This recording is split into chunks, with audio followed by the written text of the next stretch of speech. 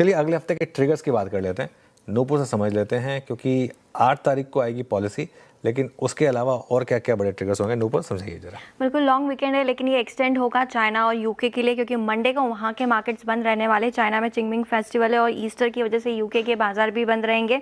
लेकिन इंडियन बाजार में हम देखेंगे कि सर्विस जो मार्च के सर्विस पीएमआई के आंकड़े आते हुए नजर आएंगे, वहाँ पे फोकस बना हुआ रहेगा। जैसे कि आपने बताया, आरबीआई की जो पॉलिसी है उसकी शुरुआत हो जाएगी मंडे के दिन से, बैठक शुरू होती हुई दिखेगी, तो उस पर नजर बनी हुई रहेगी। वेडनेसडे के दिन एमपीसी की बैठक पूरी होगी और उसके बाद आउटकम आते हुए दिखेगा, तो बड़ा ऐलान रहेगा यहाँ पे आरबीआई गवर्नर साहब की तरफ से। बाजार फोकस करके चलेगा और साथ ही साथ यूएस में एफओएमसी की बैठक के भी मिनट्स आते हुए दिखेंगे और ये भी काफ़ी इंपॉर्टेंट रहेंगे यूएस बाजार के लिहाज से।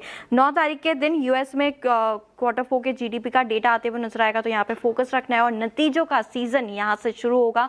आईटी दिग्गज टीसीएस के नतीजे आते हुए नजर आएंगे, जीएम ब्यूरीज और साथ ही साथ आनंद राठी के भी क्वार्टर 4 और FY26 के नतीजे आते हुए दिखेंगे। फ्राइडे के दिन यूएस के बाजार पर इसकी तरफ से एक इंपॉर्टेंट डेटा पॉइंट आने वाला है, जहाँ पे कोर सीपीआई के आंकड़े आते हुए दिखेंगे, तो यहाँ पर भी बाजार की नज़र बनी हुई रहेगी।